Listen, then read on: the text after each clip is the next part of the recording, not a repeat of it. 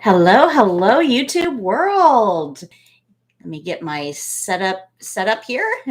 This is Miss Patty with For Your CNA, and we are here for our weekly question and answer session where I answer your questions about CNA training, testing, working, life, whatever you've got. I'm here to help you. So today is March 17th. It's also St. Patrick's Day. So to all of you that celebrate, happy St. Patrick's Day. So we've got a lot of stuff to cover today. I'm hoping you guys can hear me. If I've got my mic here. When you come in, just give me a quick holler. Tell me I can see your chat here. Tell me that you're here. Give me a hi so I know who's here. And last week when we ended, we had somebody that had joined us that had asked about, you should see my desk, guys. I've got notes everywhere. Had asked about travel CNAs, and it was toward the end of last week's session. So I didn't have time to get into all of that. So I want to spend a few minutes right now talking about travel CNA. So when you guys come in, just give me a quick hi. Let me know that you can hear me so I can make sure all of my equipment is working okay today. So a quick hi would be good. Hi. Okay, let's talk about travel CNA. So this has become a really popular topic, and it's somewhat surprising for me because I've been in nursing forever, right? And years ago, travel wasn't an option for CNAs. They just didn't use CNA travelers. Hi, Janren. Thanks for joining. So this is somewhat new over the past couple of years that a whole industry has sprung up for travel CNAs. And this can be very appealing to CNAs because, hi, Fatal, because the pay is so good. Right? Some of these travel opportunities are paying $25 to $30 an hour. And man, when you see that, that is super intriguing and very tempting, right? It's like, man, I'd like to make that kind of money. Hi, Minerva. Hi, Blue. Thanks for joining. So this is becoming a very popular topic. It comes up in my classroom all the time. People ask me about this. So I'm going to kind of share with you what I tell my students. Okay. Hi, Soyeni. So it is a good option, guys. It is. And I encourage you to look into it, but there's some big concerns here that I think we need to be talking about honestly and frankly before everybody jumps into travel nursing. Because while it does represent good pay and good opportunity, there are also some pretty serious drawbacks to it as well. So I want to kind of go over those. So if you're considering that nursing assistant travel assignment lifestyle, you're going into it with your eyes open and you can make the best possible decision for you. So I want to spend a couple minutes talking about this. So the first thing you need to understand, and for some reason, nobody really thinks this part through. So I want to kind of illuminate this, right? So if there is a facility, let's just pick on, hi, Mashandra. Let's just pick on nursing home, well, like Pine Grove Nursing Home. We're going to create a fictional nursing home, okay? Pine Grove Nursing Home. And Pine Grove Nursing Home doesn't have enough CNAs. They have staff. They have advertised locally. They have worked with local nursing schools to try to get people in. They've asked their current employees, hey, do you know anybody? If you can bring us people, we'll give you a referral. But they kind of gone through their whole community and they still don't have enough staff. Just not enough people, right? Hi, Career. Oh, congratulations. You passed your test today. Yay. Hi, Jennifer. Hi, Roxanne. Thanks, guys, for joining in. So this fictional, right, nursing home, Pine Grove Nursing Home, doesn't have enough staff to cover all of the patients that they have. So now they're in a situation where they can't get rid of patients, right? They got patients. They have to care for those patients. And this isn't like Walmart. Okay. So if we don't have enough staff that shows up at a department store, they just close down a checkout lane, and or they have other associates cover different departments, but they can work short staffed, right? It's not like critical. You'll just wait in line longer. That's all. And now what they've done is put up self checkout, so you can go take care of that yourself. So in other industries, working short staffed isn't as critical. I mean, it's a problem, but it's not as critical.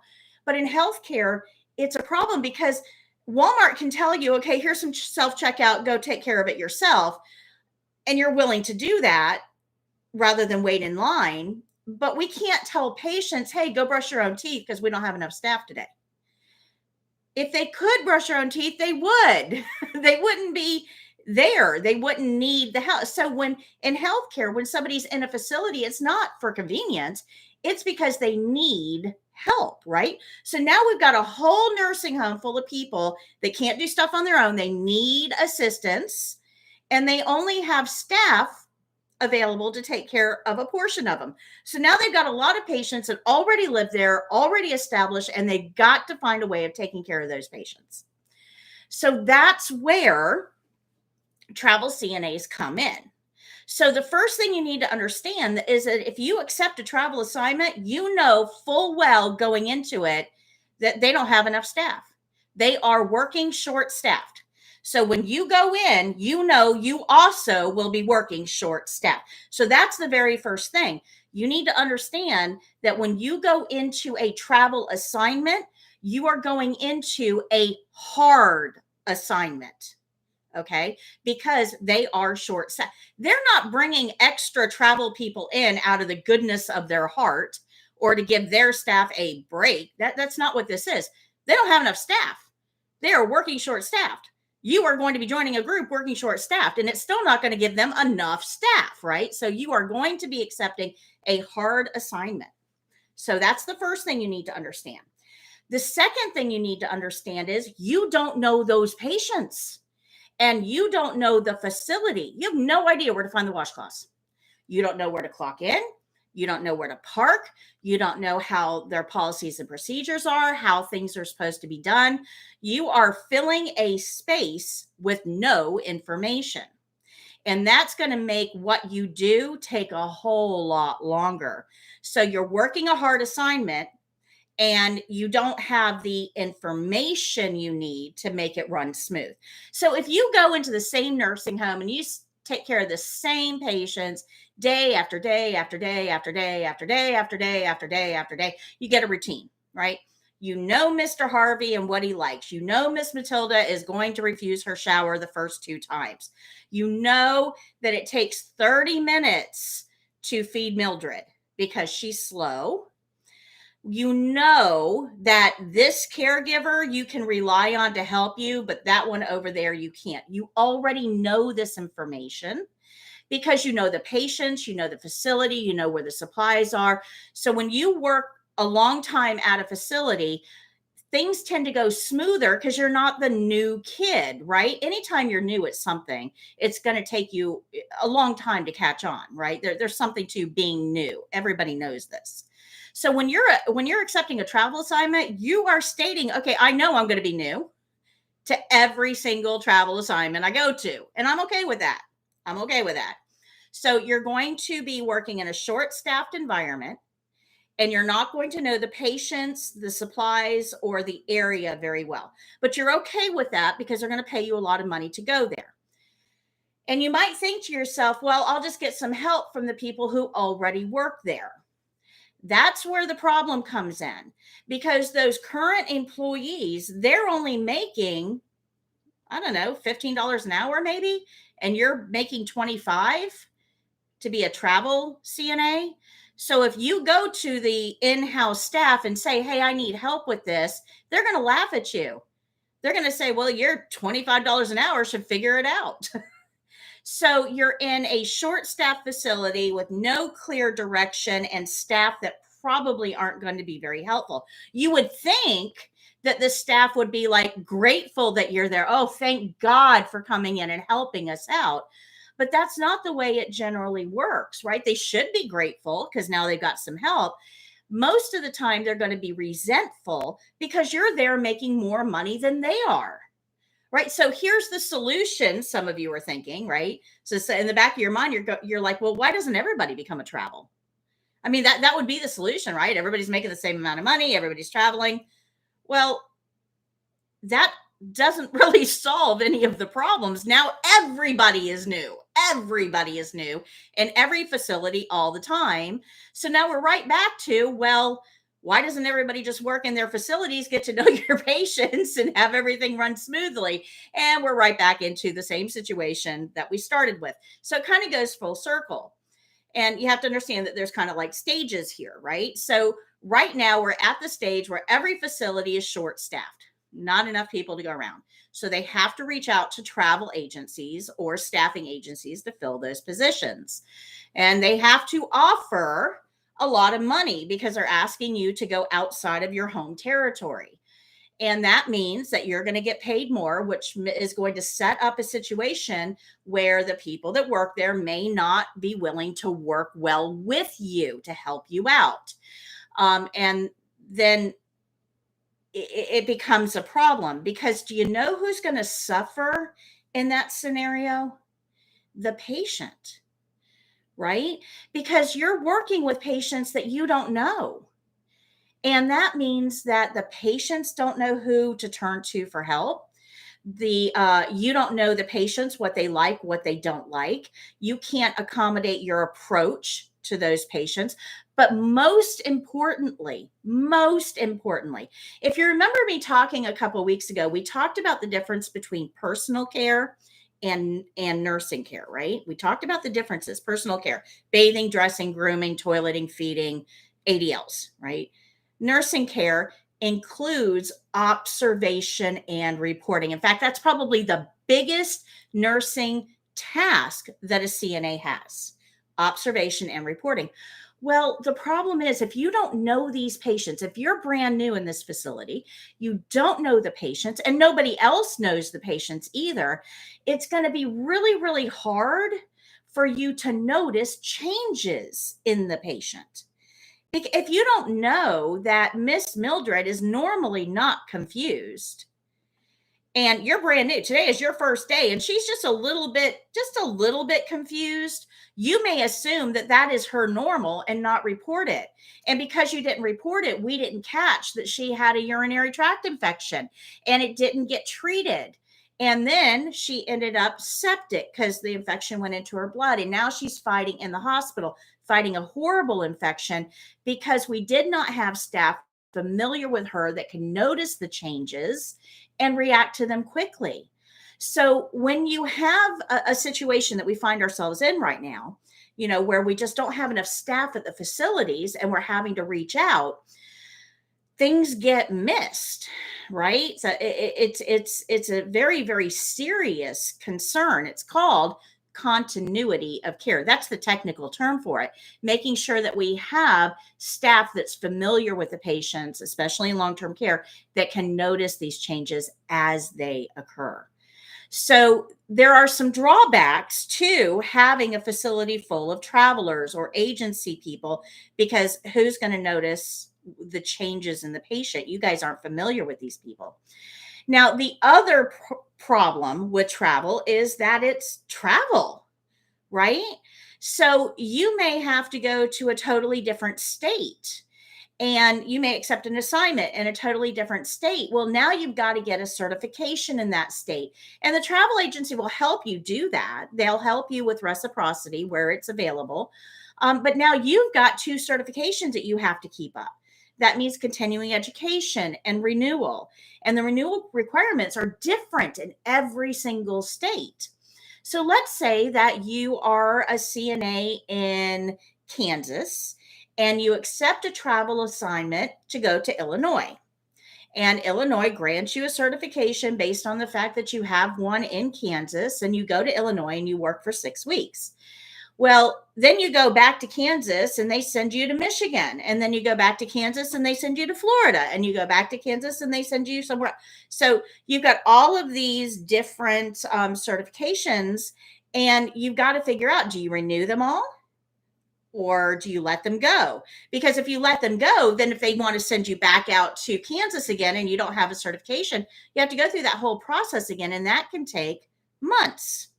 So if you want to renew it, you have to understand the renewal requirements in each state, and they're different. And some of them cost money, some of them don't. Some of them require documentation, some of them don't. So it can be really, really muddy to try to keep all of this intact, which means you have to have really, really good organizational skills. But then there's that whole component of travel itself, right? You're staying in a strange place. You don't know whether, the home environment that they're going to be assigning you to is in a safe neighborhood. Is it within walking distance of the facility, or is there mass transit available, or do you have to get a car? You're going to be away from your family for an extended period of time. So there are, if you've got children, you have to think about childcare. If you've got pets, you've got to think about that. If you've got a significant other, you have to think about that. So there's a lot of things to take into consideration. And it's a whole lot more complex than just, oh my gosh, they're offering $30 an hour in Ohio right now. Where do I sign up? Right? There's way more that has to be taken into consideration with this. And the last thing I want to talk about is the one thing that you have no control over at all, and that's management. You can't assume that every facility you're going to go into has good management. And it's pretty safe to say that most of them won't. Because if they had good management to begin with, then chances are their staff would be well satisfied and recruit other people in to work at that facility. And they would already have a good base built up. Good management leads to happy facilities. So if you're if you're traveling and you're going to a facility that is short staffed and needs agency people to come in, chances are it doesn't have good management. So that means that you may be in situations of mandatory overtime. You can't leave at the end of your shift if the next person doesn't show up. They may tell you, oh, you only have to work 3 12-hour shifts here. But when you get there, you notice that you're on the schedule for 6 12-hour shifts, and they're not willing to take you off, or they would cancel your contract.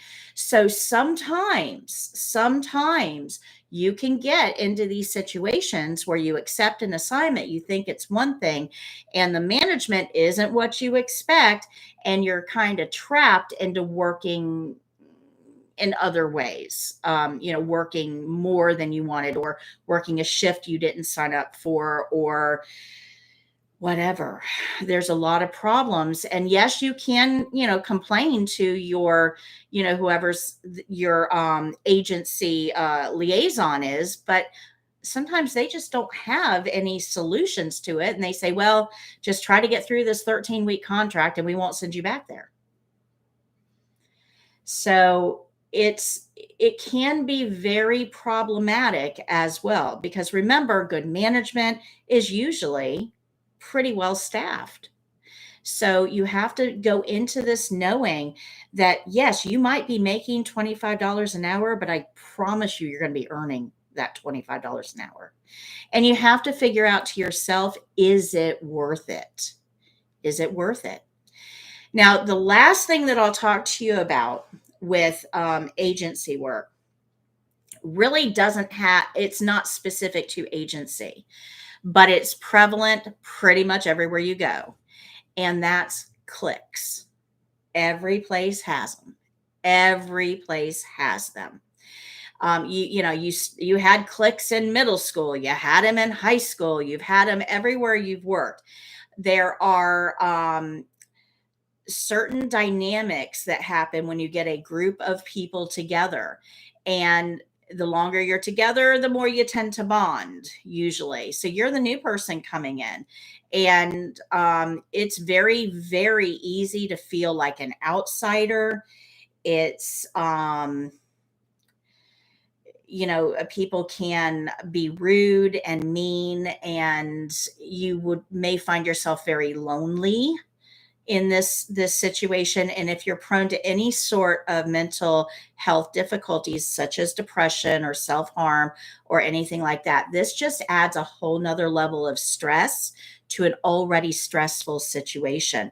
So if you're considering a travel assignment, I would challenge you to really consider your own mental health and your own self-confidence levels before you take on that type of an environment, because it can be very, very challenging. But like I said, this is not isolated to just travel assignments. This is everywhere. You may go to work at a local hospital and think it's going to be like Grey's Anatomy, right? Dr. McDreamy. But you get in there and you realize that everybody that works on the floor that you're assigned to, they're not really letting you in. You're not making friends. That it just seems like they've got their own little group and they don't want any new outsiders in. And you can find that in any industry, in any work environment. But it tends to be amplified quite a bit when you're the outsider as an agency temp employee. They know you're not going to be there in 13 weeks. So why get to know you? So you do need to be aware of that. Now, the good things, there are some good things with travel, right? Certainly the pay is good. I mean, that would catch my attention. But you also have the ability to see lots of new places and experience new things. And I like to travel, so that's really good. I would consider that a pro. You do have the ability to make new friends in different areas. As long as you're approaching this properly and you're an outgoing, friendly type of person, you might be able to break through those walls and develop friendships in different areas. And then you've also got the patients, right? You get to meet a whole different group of patients. And I love talking to patients. I love having that interaction, that sense of that I can influence their lives positively. And the more people I can do that with, the better, right? So a new group of patients. But there's a con there too, because sometimes if you're the type of person that wants to really get to know your patients and develop those longer term relationships, this may not be a good fit for you. Okay. So I hope you really stop to think about the benefits as well as the drawbacks of working in a travel type of situation. There are lots of opportunities out there now. Absolutely. And facilities need you. They need you. But I would challenge you to maybe look a little closer to home. And that way you've got all the benefits with not as many of the risks. You may not get the same pay, but you've got a longer term steady employment that you're not having to go so many places and possibly get terminated early because it's not a good fit. There's no guarantees with travel assignments. It's a lot of uncertainty. So if you go a little closer to home, you get a little bit more security out of it. And if local facilities can fill their staff, we wouldn't need all of those outsiders coming in quite so often, and it would ultimately be way better for the patients.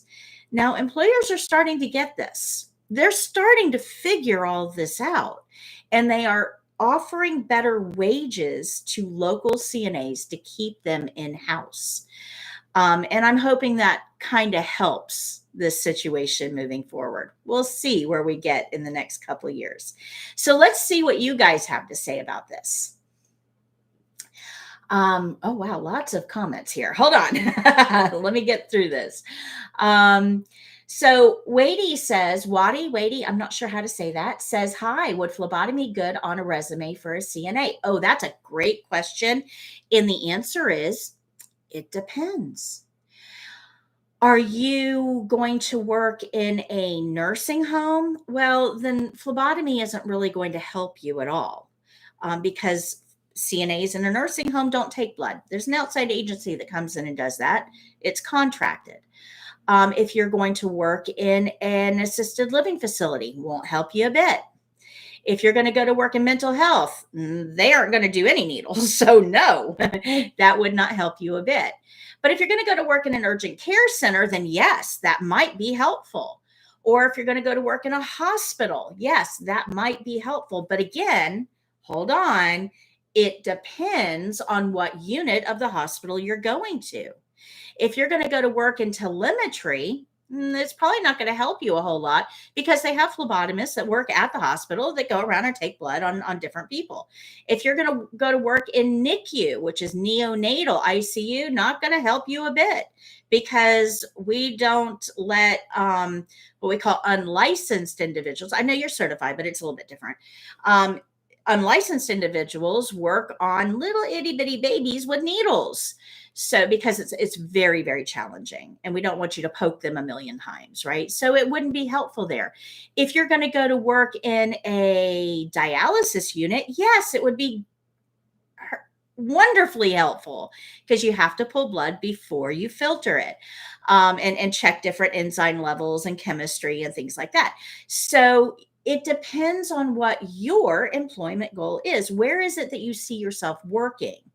And then decide whether that setting uses phlebotomy. You can certainly put it on a resume. It doesn't hurt, but it may not help in a lot of settings either. I hope that helps. Peace says, happy to see you again. I missed 2 of your live streams. It's always great to be here. Oh, thanks, Peace. It's great to have you. If you miss any of my live streams, guys, they're always on my YouTube channel. I've got a whole playlist there. I'll put them on my website too at some point. But on my YouTube channel, I've got a whole playlist. It just says live CNA Q&A answer sessions or something like that. Go watch the ones that you missed, but it's nice to have you here live. Let's see here. Roxanne says, I passed my CNA test on Friday, March 11th. Congratulations, Roxanne. Great job. We're super proud. Let's see here. Simply Mimi says, I would like to know how I can register for CNA classes. Well, simply, the best thing to do is enroll in a class locally wherever you're at. So I don't know where you are. I don't know what state you're in. Florida is unique because in Florida, you can challenge the CNA state exam. You don't have to have any education, no experience, no training, no nothing. You can just simply challenge the test. Usually most people do some sort of prep before they challenge the test. They either go to a class or they watch videos or they take an online. I have an online course for that. But Florida is unique. Any other state, you have to take a state-approved CNA training program before you can test. So the first thing I need to know simply is, where are you? What state are you in? Because that's going to dictate how you're going to get to the test. But my class, my online class, if that's what you're asking, my online class is on my website. Just go to foryourcna.com and up in the top menu, you'll see online CNA test prep. Click that and it takes you right over to the course. It's $149. It can work. It works for every state, right? I mean, it gives you the education you need to pass the test, but it won't qualify you for testing in any state but Florida. So in Florida, that's the only thing you would need is the online course. It'll get you ready for the test. You'll pass, no problem.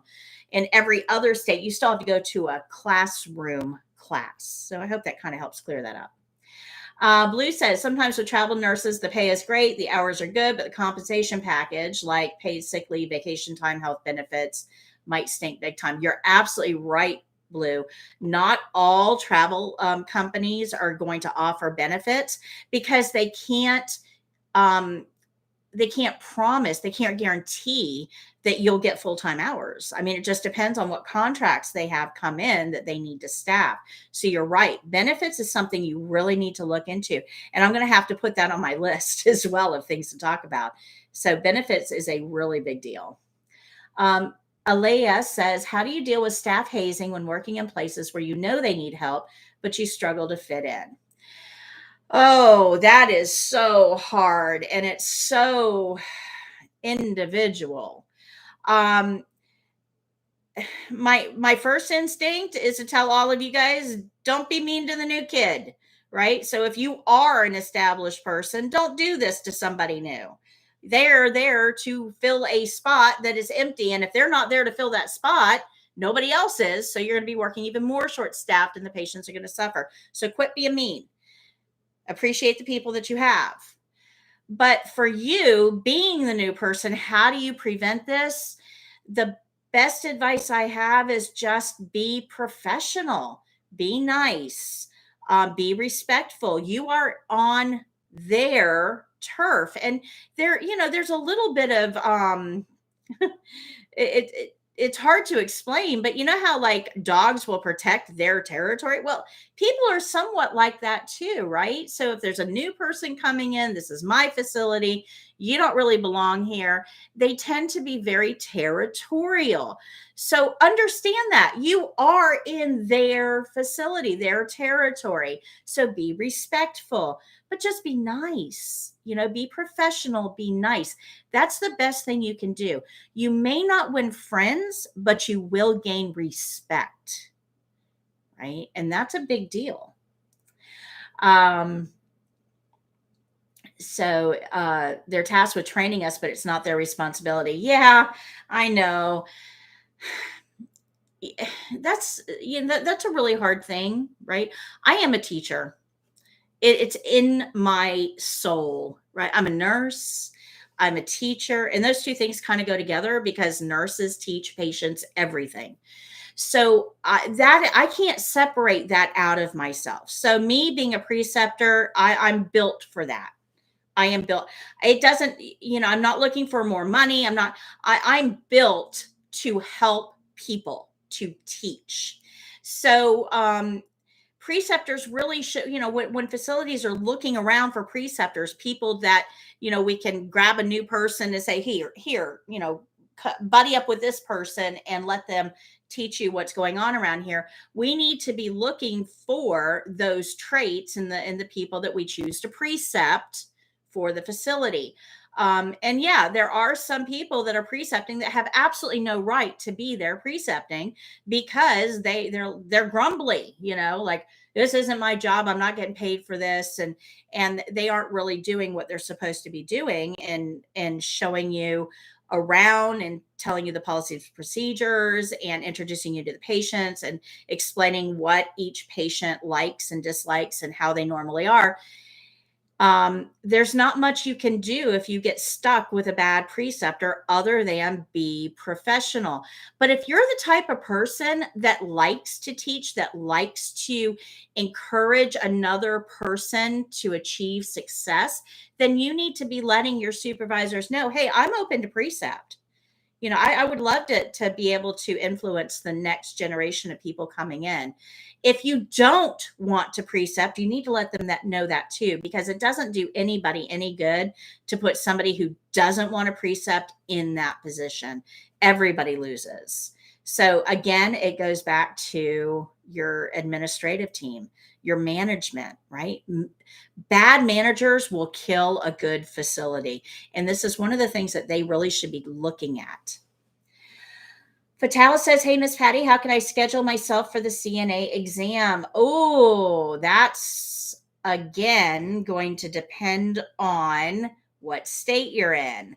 So Fatala, if you're in Florida, go onto my website, foryourcna.com. Under the testing tab, I have test registration instructions. It's going to walk you through the whole process. Everything is covered in there. There's a video and then there's step-by-step instructions below the video. Go take a look at that. It'll help you register, no problem. If you're in any other state, you have to go through a training program to be eligible to test. And in most cases, they have to submit your registration for you. So go back to the school you went to register for the test. So in Florida, go to my website. Any other state, go to your school. Okay, hope that helps. Aaliyah says, thank you for talking about this. I've been feeling so dejected as a new CNA since my first year because it's so hard to be in new places where other CNAs are more comfortable and skilled. Yeah, I agree. It is hard to be new kid on the block. Oh my gosh, it is stressful. There's a reason people chew their fingernails off before they start a new job, right? It's stressful and it takes a long time to kind of settle in and get to know your coworkers and your patients and to really feel like you belong, that you've earned that place. And some people never get there, and that's okay. It is okay to go in, Punch a time clock, do your time, punch your time clock, and leave. It's okay to be that employee. You don't have to connect with your coworkers in every place that you work. But if you're a social creature, and I'm kind of thinking maybe you are, if you're a social creature and you do crave that acceptance and that sense of camaraderie and sense of community, then I would honestly, the best way to do that is to just ask, hey, is there anything I can do to help you? Um, or hey, I'm going to be filling up the water pitchers on my section. Do you want me to go ahead and take care of yours too? When you start to ask them if when you start proposing teamwork and you start to show that you are willing to be part of the team, it does open up doors and dialogue. So sometimes it doesn't help because you may be so busy you don't have time to do something like that. But it's just a start. It's a bridge to connect, you know, you to the new group. Okay. Um, So let's see here. Oh, thank you, Aaliyah. That's so sweet. Um, she says, you're the reason I have a certificate. You're a genius. I am not a genius, but thank you so much. Erica says, hey, I heard they're limiting skills that they are using on tests due to COVID. Are you aware? Yes, Erica. Actually, I am. I'm very aware of this, and I'm very aware that it's about to end. So, prometric testing specifically, most other testing services have followed suit, but I'm going to talk about prometric because that's my kind of my domain. So, prometric testing specifically has paused testing on mouth care, denture care, and feeding because of COVID, because they do still require that masks are worn during the test, and you can't brush somebody's teeth without them taking their mask off. So, in order to limit exposure and to limit the spread of COVID, they have temporarily paused testing on mouth care, denture care, and feeding. But I also know with the numbers dropping and all of the guidance changing, and the mask requirement being lifted in a lot of settings, that this will be addressed by the testing agencies very shortly. So, my suggestion, this is what I tell all of my classes: anticipate that you're going to get mouth care or denture care or feeding, and make sure you know it, because the day you test might be the day all of this changes. So knowing this should not impact your preparation at all, because this is the point that most people miss, right? You're thinking about the test, it's in your horizon, and that's very appropriate, but you still need to know how to brush teeth, because the day after the test, when you go to work somewhere, that patient is going to need mouth care. So you have to know how to do it, and you have to have practiced it. So just because it may not show up on the state exam doesn't mean that you shouldn't know how to do it backwards, forwards, blindfolded, with your hands behind your back, 100%, right? So don't, yes, they have made those concessions, and I want to be very truthful with you guys, but that should not in any way affect your preparation for the workplace. Because remember, it's not about the test. You should not be preparing for the test. You should be preparing for the body in the bed after the test, because I might be that body in the bed, right? I might be your patient one day. I want to make sure that you know how to do those skills well. Please, please. All right. So here we go. Let's keep going here. We're almost out of time. I got to hurry. Erica says, when I tested in October, we all basically had the same test. They only used 2 skill sets for out of the 11 for everybody that day. Yeah, there's a possibility. Yeah. Blue says, speaking of management, some places have great management and are well run and treat travel staff very well and offer great compensation, but that's a rare beast. You are right, Blue. That is a rare beast. But yeah, you can find some great places. And You probably, if you find a great place, guys, I'll give you the best advice I can ever give anyone working in healthcare. If you find a good place to work, stay there. Stay there, because they're few and far between. Aaliyah says it's so disrespectful in this specific environment. You're talking about the cliques and people being very mean when they're precepting, and I agree. Especially when they refuse to help with challenging patients or give you info about them. Yes, yes, absolutely. Because at the end of the day, it's not about you. It's not about me. It's not about the other CNAs. At the end of the day, it's always about the patients. So, them being mean to you is not doing anything to help the patient care. And that's my mission, guys. That is why I do this, right? I do this so that we can elevate our profession, so that the CNAs that are out there for the right reason, that their focus is on the patient, that they truly care about what they're doing and why they're doing it, that it's not just about the paycheck. That's why I do what I do every single day, is to help you guys elevate the profession. And you're right, it is disrespectful, and I'm fighting against it as hard as I can. And it helps me when I know you guys are fighting with me. Simply Mimi says, would a home health aide certificate help with a good resume for a CNA? If you're going into home health care, yes, but CNAs can work as home health aides, so it really does, that certificate's kind of superseded by the CNAs. So yeah, it can help. Basically, your resume should list everything you have related to that industry in the hopes that you're impressing the person that's reading it. So yeah, anything that you have healthcare related can go on a resume. It just may not be relevant to what they're looking for. Brandon says, I take my test tomorrow here in Florida. Thank you so much for your videos. Wish me luck. Oh, we do, Brandon. We're going to send you great vibes, great vibes, great vibes. You're going to do fantastic. I know it.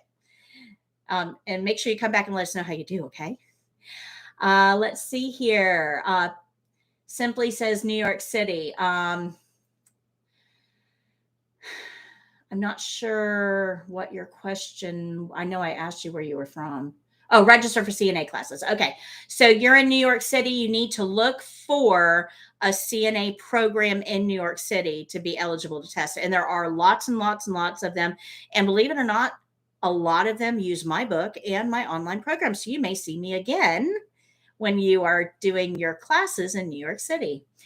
P says, what are the things you need on the day of the CNA test? How am I supposed to dress? Great question, P. So yes, you should be dressed in scrubs. You can dress in regular clothing. That's perfectly okay. You must have closed-toed shoes, though. That's the only requirement for a dress code, is that you have something that covers your feet. No high heels, no slippers, no sandals, no slip-ons, nothing like that. Something that covers your feet. So slip-ons are okay as long as they cover the whole foot, right? Scrubs are preferred. But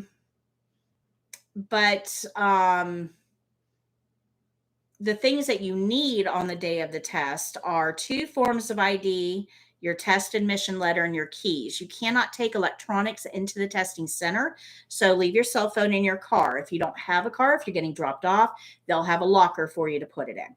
No study materials in the test waiting room either.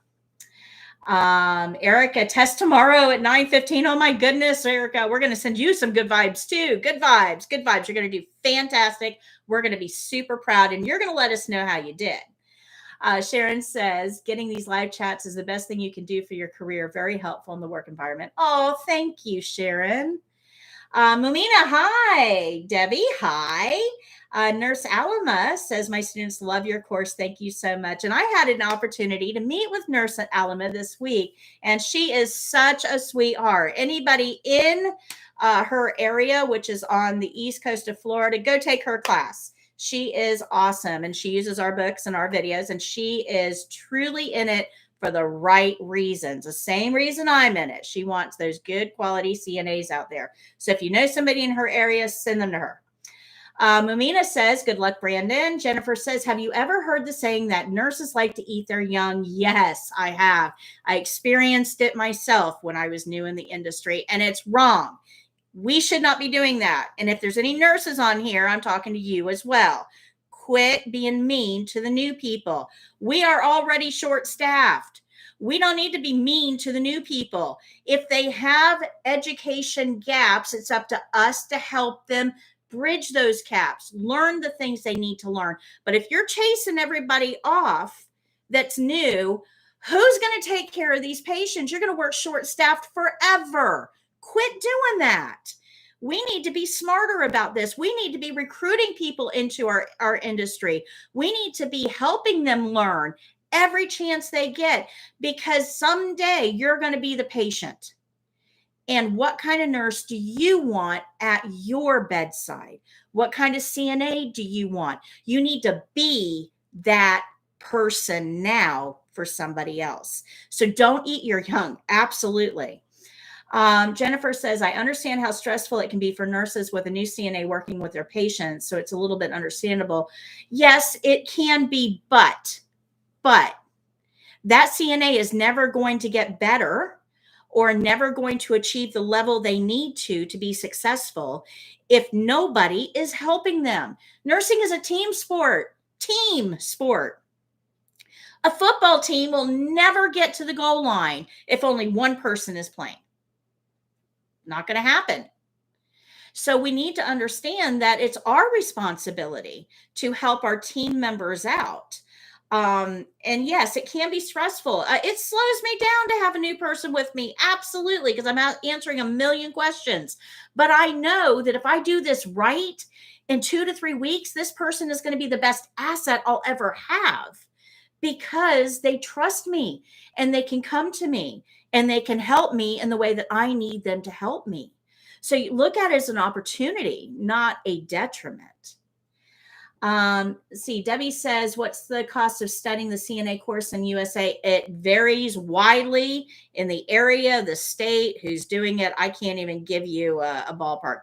My online class is $149. A lot of people do it for free by watching my YouTube videos. So free. If it's free, it's for me. The online course goes way, way, way, way deeper than what you see on YouTube, though. It's much, much more comprehensive. And then there's classes, the state approved classes that can run you thousands of dollars, $2,500. So it's widely varied. There is no single price.